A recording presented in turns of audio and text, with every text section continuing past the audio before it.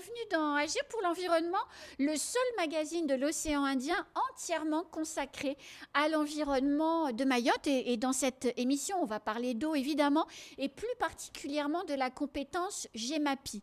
Alors vous ne savez pas ce que c'est, figurez-vous que moi non plus, mais les intercommunalités de Mayotte en ont la charge de cette compétence et ça peut considérablement changer la donne en matière de gestion de l'eau potable. On va faire le tour de la question. Agir pour l'environnement au quotidien, bien sûr que moi j'y crois.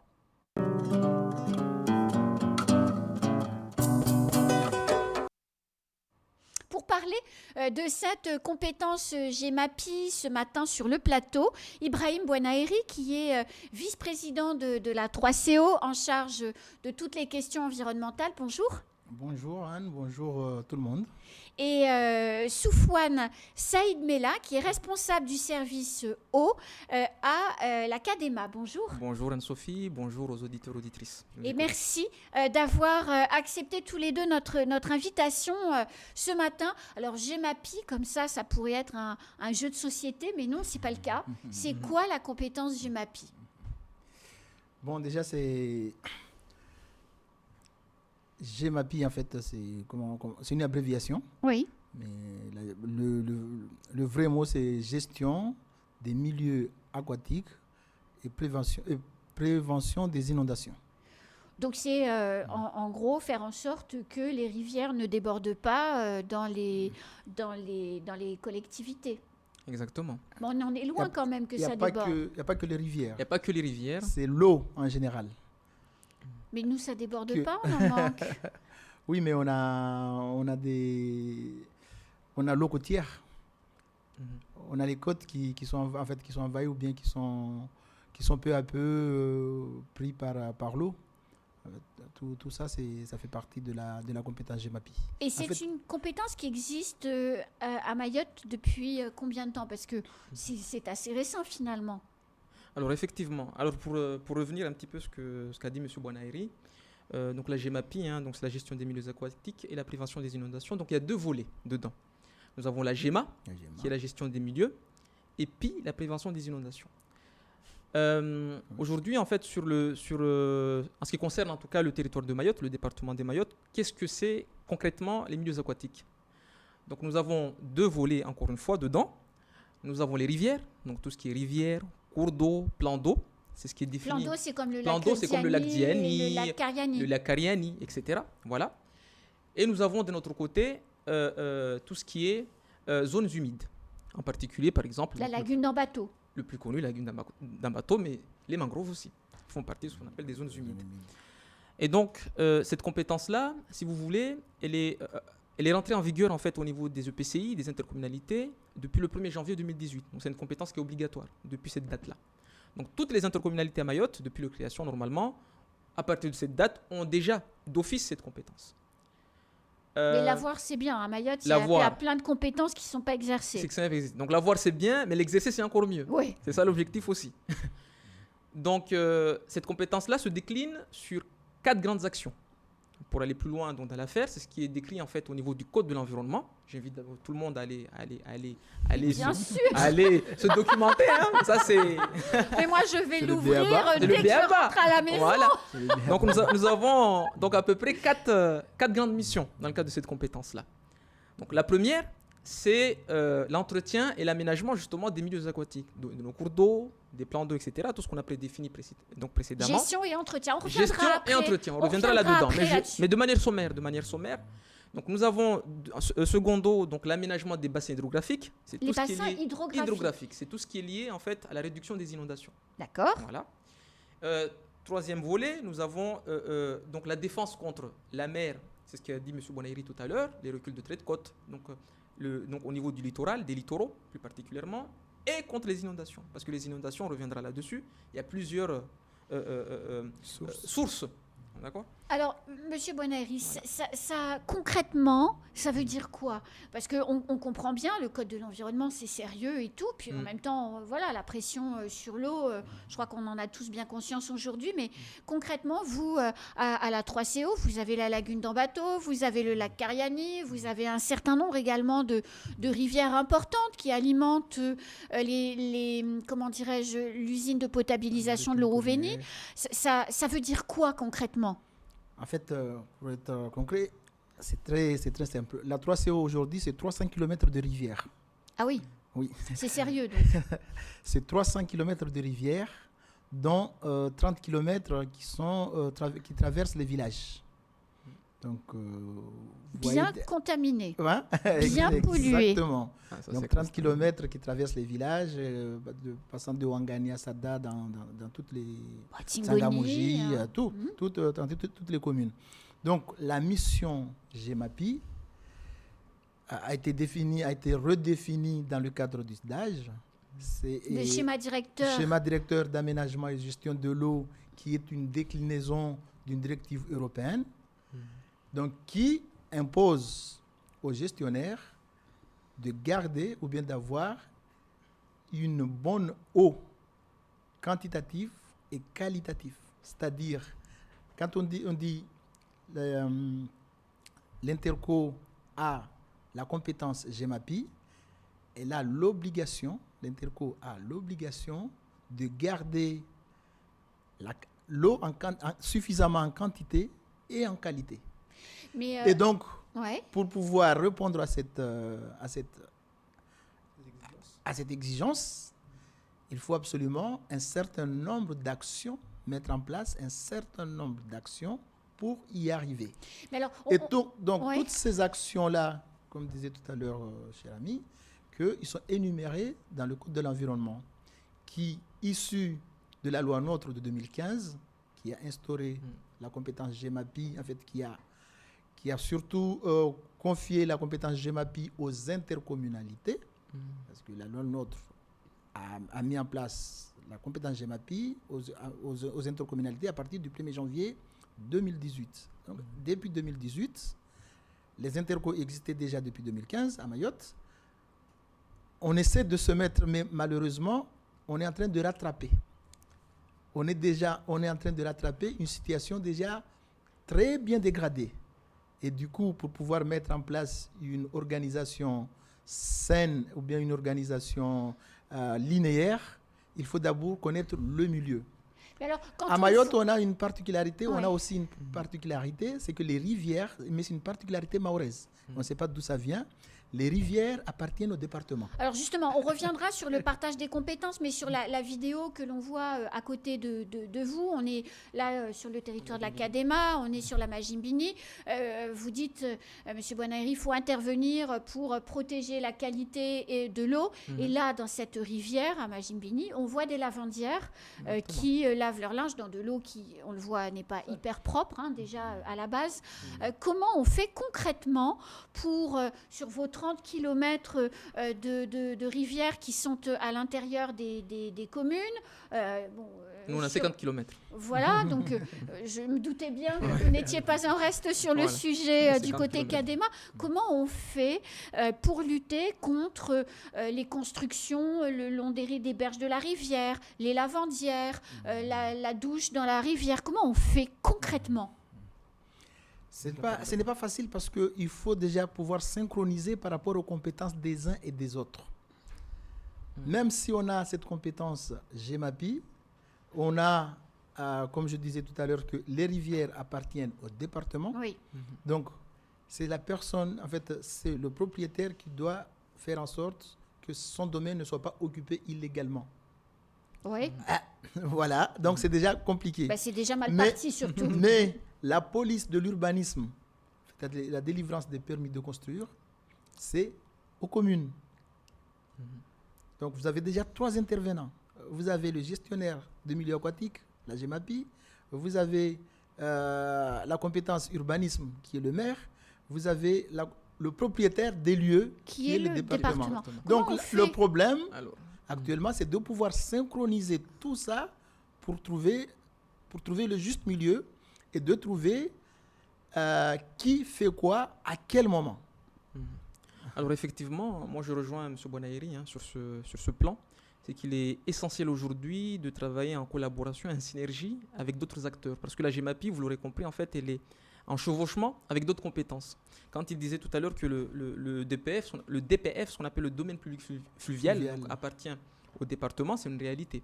Donc aujourd'hui, justement, dans ce sens-là, nous, à l'Académie en tout cas, on a très vite compris cette affaire et donc on s'est dit en fait qu'il est essentiel face à les exigences environnementales qui sont les nôtres et les urgences qui sont les nôtres et le contexte qui est le nôtre, qu'il faut absolument apporter une réponse. On ne peut pas se permettre aujourd'hui d'attendre un retour des autres pour pouvoir mener des actions. On peut mener des actions. Et la GEMAPI, elle est là pour ça, justement. Et donc, nous, dès le début, on a contracté en fait avec le département ce qu'on appelle une AOT. C'est-à-dire, pour ceux qui nous écoutent, ce qu'on appelle l'autorisation d'occupation temporaire sur 6 années. Donc, on l'a signé depuis 2022, donc sur 6 ans. C'est vous le chef. C'est-à-dire, sur les 50 km, c'est vous sur le les chef. 50 km, voilà exactement, nous pouvons intervenir de manière régulière pour mener des actions d'entretien et en fait de nettoyage. Mais donc, en même temps, s'il y a une occupation illégale de ces 50 km, vous ne pouvez pas intervenir, vous n'êtes pas propriétaire. Alors non, en fait, justement, notre intervention s'inscrit uniquement dans le cadre du Code de l'environnement, à savoir l'entretien.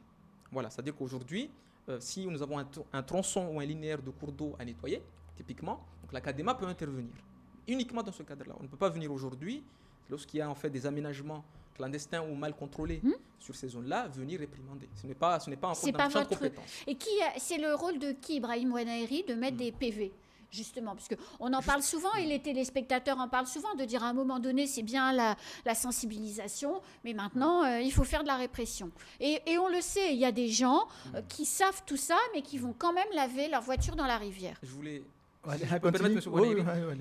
juste rajouter un truc, c'est que nous, on ne s'est pas arrêté sur ça.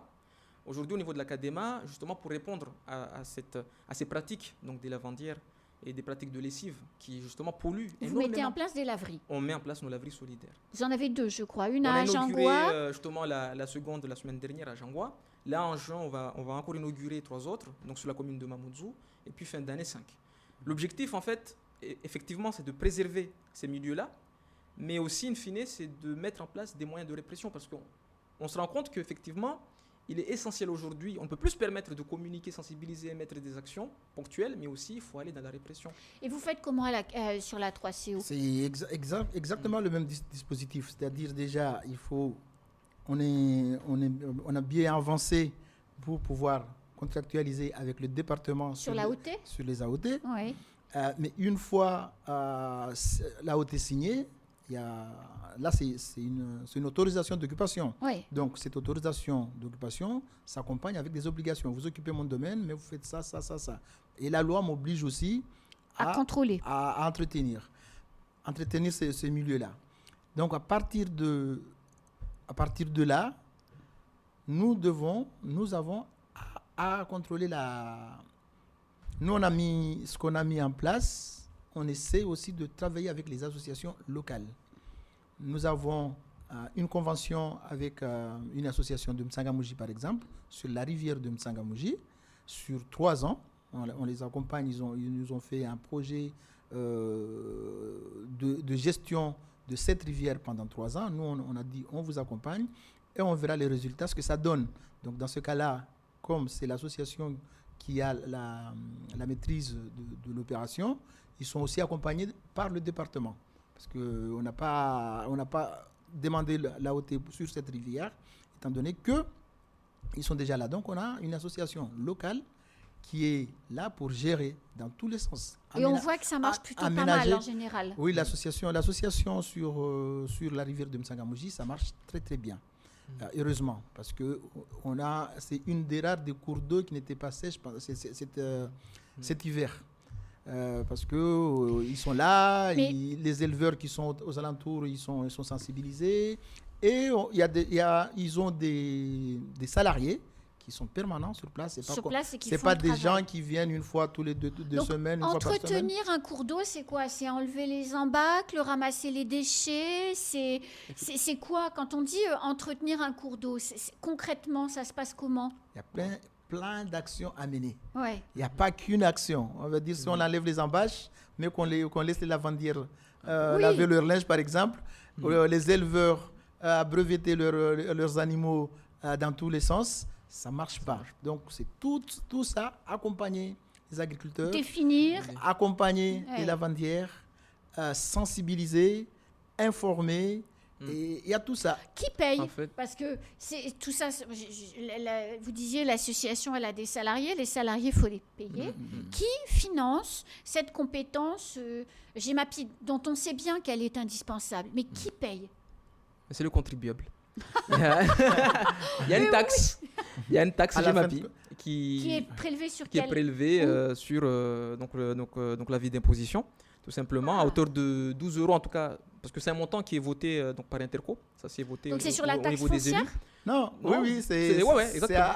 endossé à la taxe foncière, mais ça ne se voit pas. Ça se voit s'appelle pas. la taxe Ça s'appelle la GEMAPI. taxe GEMAPI. Donc c'est la taxe GEMAPI. Quand on paye ces milliers d'euros Voilà. de C'est en fonction taxe du- foncière, on a 12 euros que l'on donne pour l'entretien des cours d'eau de Non, là où on Non, habite. pour le Pour la fonctionnement, pour la compétence. compétence, Pour la compétence l'exercice GEMAPI. de la compétence. Mais c'est pas tant que ça finalement. Exactement. Non, Donc, en fait, dans notre cas, La loi nous donne une fourchette en fait, à fixer. Ça va de 10 à 50 euros. 50 euros. ouais. Oui, mais enfin j'imagine. Enfin, De les 10 taxes, Pour 10 à nous, 50 euros. les taxes foncières Concrètement, sont c'est déjà à peu tellement près 1 million élevées. d'euros. 1 million d'euros par an. Ah, c'est pas mal quand même. 1 million d'euros. Parce qu'en fait, c'est en fonction aussi du nombre C'est de la population. de la population. Vous fixez, On vous a fixez- peuplé. vous fixez le taux Voilà. Et vous, c'est combien au niveau de la 3CO à peu un près? demi-million, 500 000 euros. Mais vous avez quand Oula. même Ben, 300 on a- km de cours d'eau. c'est- Oui, Non, mais bah, c'est- bah, c'est mais donc on la a de la marge. population. En fait, c'est ce qu'on se dit. On a de la marge. On est à 10 euros Oui, la on taxe peut pour encore l'instant. progresser. On peut progresser. Donc, on ne va pas faire payer tout de suite en mettant les actions progressivement. On apprend en fait. On verra aussi les besoins. On va s'adapter en fonction des besoins. Mais quand on fait intervenir plusieurs acteurs, on se donne aussi les moyens de multiplier les financements. financeurs. Tout à Parce que fait. quand on passe par les associations oui. environnementales, par exemple, les associations, Elles savent où aller chercher de l'argent. elles savent là où aller chercher de l'argent, mais elles ont aussi des portes à ouvrir. Parce que nous, on ne peut pas aller à l'ARS pour demander de l'argent sur telle action. Mais elles peuvent. Elles peuvent. Donc, Alors, là, vous dites, on a le conseil départemental qui est propriétaire du domaine, enfin propriétaire responsable en tout cas propriétaire du Le domaine DPF, privé. oui. Mais DPF. quand les rivières, elles passent dans des forêts qui appartiennent à l'État, c'est quand même le conseil départemental Ça qui est reste- propriétaire. ça reste le conseil rivière départemental. appartient au département.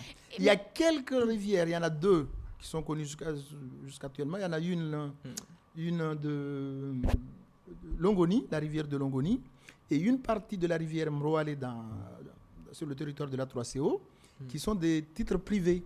D'accord, donc ça appartient à monsieur et madame Ça machin. appartient à monsieur, madame, Monsieur, qui ne sont madame, même tout pas le au monde. courant, Qui sont, qui sont propriétaires de la rivière, d'ailleurs.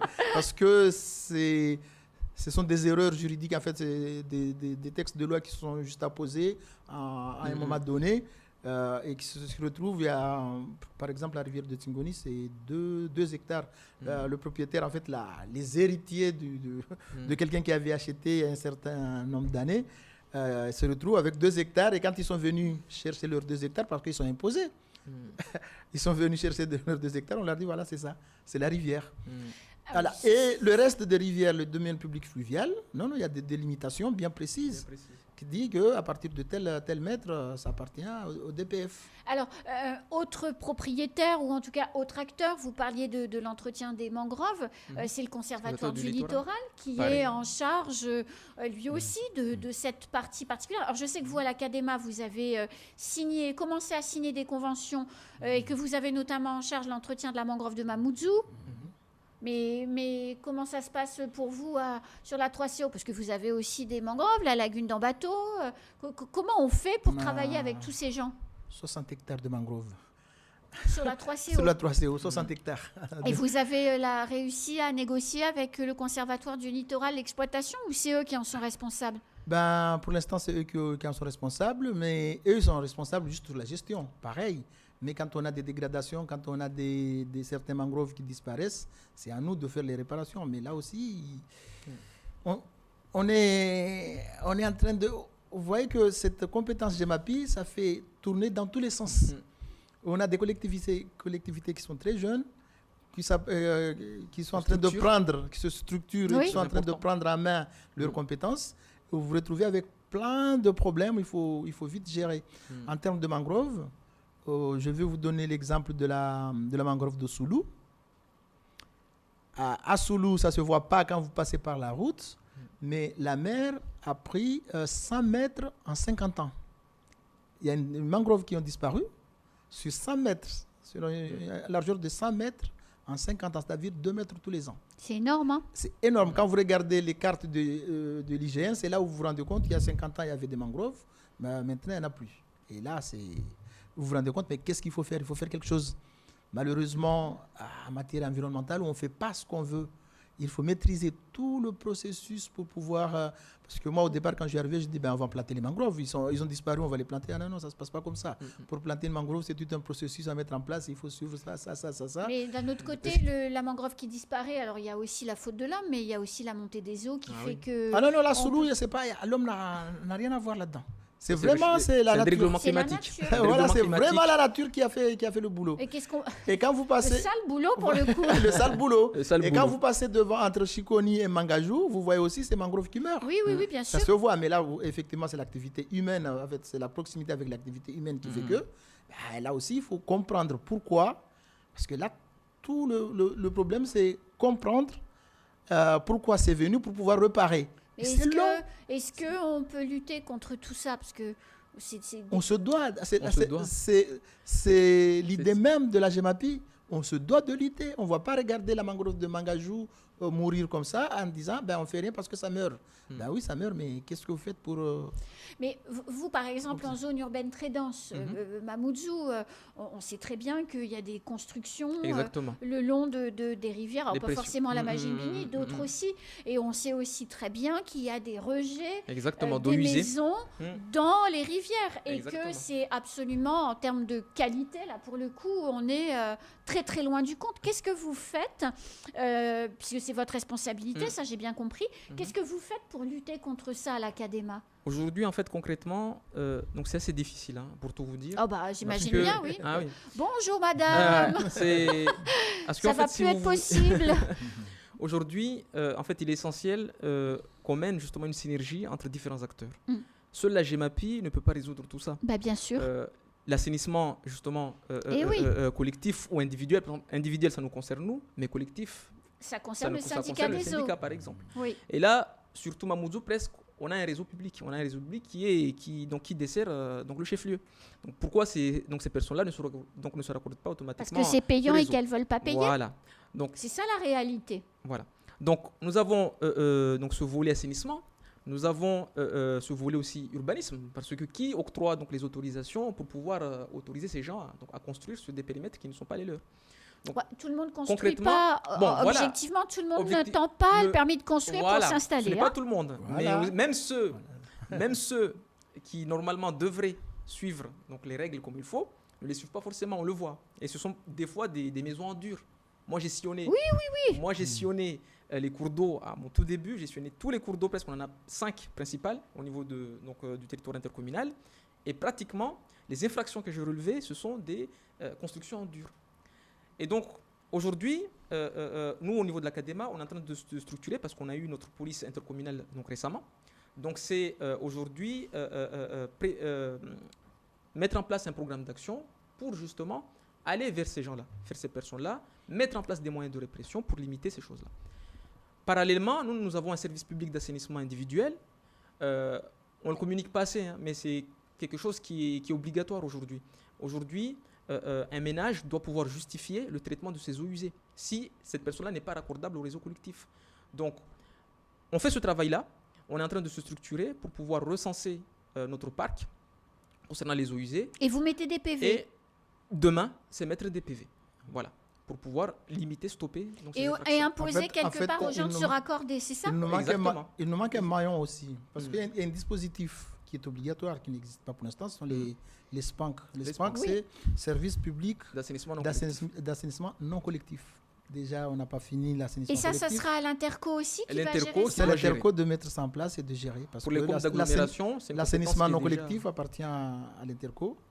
Donc, c'est l'intérêt. Ça va être à vous de mettre ça en place. Oui, oui. Alors, on se rend C'est un bien défi, compte hein. quand même que les intercos, la loi NOTRe ne s'applique pas à Mayotte depuis finalement si longtemps que ça. Ça fait une petite dizaine d'années. On se rend compte qu'on est encore en train On d'apprendre rattrape. finalement à travailler avec cette compétence qui est nouvelle. nouvelle, mais essentielle. Essentiel sur un pour- territoire aussi petit que Mayotte. Insulaire aussi comme le nôtre. Un territoire comme Mayotte et qu'avec toutes les obligations qui en découlent derrière, toutes les insertions dans le code de l'environnement qui s'appliquent systématiquement à Mayotte, ben on n'a pas le choix parce que l'environnement, ça n'attend pas. Il faut absolument. Il faut s'adapter. Et donc, on est, comme on dit, on est en train d'apprendre à marcher, mais on nous demande de courir à la fois. Donc, quand on Et à apprend, 100 mètres rapidement en plus. quand on apprend à marcher et qu'on vous demande de courir, vous avez plus de chances de tomber que d'avancer.